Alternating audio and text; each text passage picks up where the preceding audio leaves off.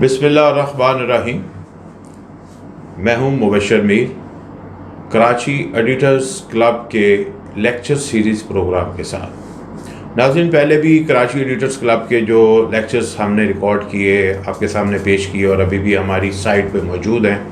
हमारा चैनल्स पे जो है वो आप उन्हें देख सकते हैं और उनसे इस्तिफ़ादा कर सकते हैं, उस पर सवालात भी कर सकते हैं।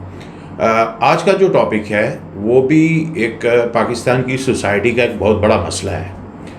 वैसे तो ये पूरी दुनिया का एक मसला है, लेकिन वहाँ पे तो बड़े डिफरेंट अंदाज से इसको एड्रेस किया जा रहा है।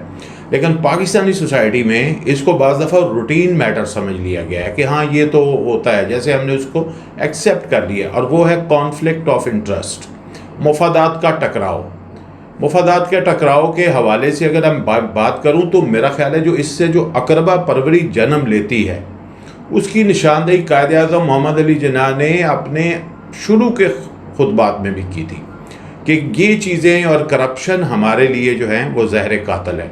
तो अगर अब आज के दौर में देखें और पिछले 20, 25, 40 साल का भी अगर हम जायज़ा लें तो हमें पाकिस्तान के तकरीबन हर शोबे में कॉन्फ्लिक्ट ऑफ इंटरेस्ट नज़र आता है। क्या है? एब्यूज़ ऑफ पावर, अपनी पोजीशन को इस्तेमाल करते हुए अपने लिए पर्सनल बेनिफिट्स लेना, अपने ख़ानदान को नवाजना, अपने दोस्तों को नवाजना, अपने करीबी लोगों को नवाजना, और ज़रूरी नहीं कि वो एलिजिबल हों, सिर्फ उनको इस बुनियाद पे नवाजना कि उनसे आपका ताल्लुक़ है या उनसे आपने फ़ायदे लिए हैं या उनके साथ मिलके आप कोई जो है वो प्रोजेक्ट्स कर रहे हैं।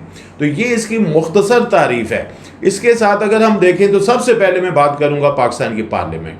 आप देखें पाकिस्तान की पार्लियामेंट और पॉलिटिकल पार्टीज़ दोनों कॉन्फ्लिक्ट ऑफ इंटरेस्ट का शिकार हैं। यही वजह है कि बहुत बड़े करप्शन की दास्तानें जो हैं वो हमारी सोसाइटी में गर्दिश करती हैं, तो वो सियासी अफराद के गिर्द जो है वो ज़रूर घूमती हैं।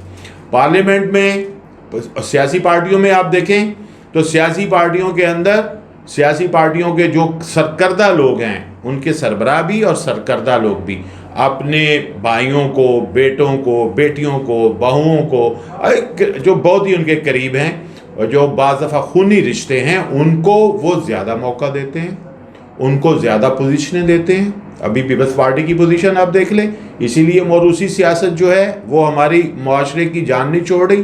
पीपल्स पार्टी के अलावा मुस्लिम लीग नून को देखें, फिर उसके अलावा जो है वो दीगर पार्टियां जो हैं, जो ANP है या मजहबी पार्टियां हैं कुछ, या कौमियतों की पार्टियां हैं, ये सारी पार्टियां जो हैं ये शिकार हैं कॉन्फ्लिक्ट ऑफ इंटरेस्ट में, और इनके करीबी लोग जो हैं वो मफादात उठाते हैं। आप देखें कि जो उनको फिर खसूसी नशिस्तों पे उनको खड़ा किया जाता है।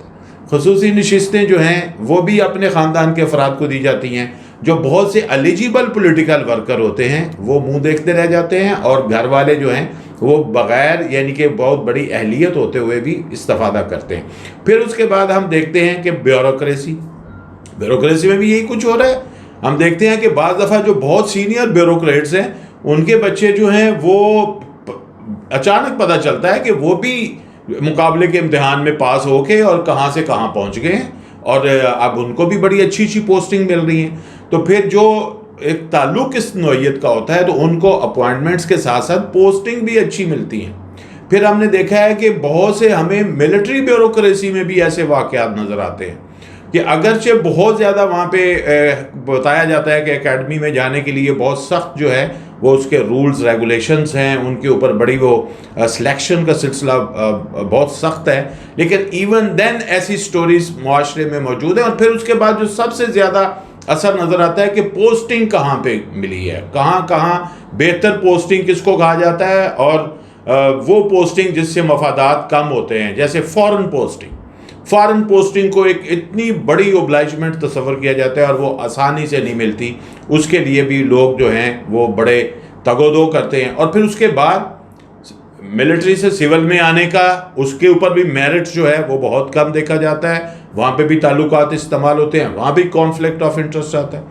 फिर उसके बाद आप ये सिलसिले यहाँ पे नहीं रुकते। हमारी प्रोफेशनल बॉडीज़, जो हमारी डॉक्टर्स का सिलसिला है, हमारा इंजीनियर्स का सिलसिला है, हमारा मीडिया का सिलसिला है, हमारा लॉयर्स का सिलसिला है, अदलिया है, ہر جگہ کانفلکٹ آف انٹرسٹ جو ہے وہ ہمیں سامنا اس کا ہو رہا ہے، اور ہمیں نظر آ رہا ہے کہ یہ ہمارے معاشرے کو دیمک کی طرح چاٹ رہا ہے۔ ایون جو چھوٹی چھوٹی باڈیز ہیں، ٹریڈ باڈیز، ہمیں تجربہ ہے کراچی آرٹس کونسل، وہاں پہ جن لوگوں جس صاحب کے پاس عہدہ ہے، مین مرکزی عہدہ ہے، انہوں نے اپنی مسز کو جو ہے وہ اس میں شامل کر لیا ہوا ہے۔ تو یہ کیا ہے کہ یہ بھی ایک کانفلکٹ آف انٹرسٹ ہے، مفادات کا ٹکراؤ ہے، ذاتی فائدے حاصل کیے جا رہے ہیں۔ اسی طرح کے ذاتی فائدوں کی وجہ سے ہمارے ہاں انسٹیٹیوشنز نہیں بن رہے۔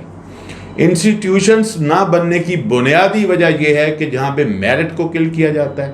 میرٹ کل ہونے کے نقصانات یہ ہوتے ہیں کہ لوگوں کے اندر ایک مایوسی کی کیفیت بھی آتی ہے۔ جو لوگ اہل ہوتے ہیں وہ سمجھتے ہیں کہ ہم اس وجہ سے نہیں یہاں پہ پوزیشن لے سکے کہ ہمارے یہاں پہ تعلقات نہیں تھے، ہمارے سورسز نہیں تھے، اور جن کے سورسز تھے انہوں نے پوزیشن حاصل کر لی۔ تو وہ کیا ہے، ریاست پہ اعتماد اٹھتا ہے، ریاست کا اور شہری کا جو تعلق ہے وہ کمزور ہوتا ہے۔ لوگ کچھ اس وجہ سے بھی پاکستان سے مائیگریشن کر رہے ہیں کہ ان کو یہاں انصاف نہیں ملتا، میرٹ پہ ان کو کام نہیں ملتا، میرٹ پہ جابز نہیں ملتے۔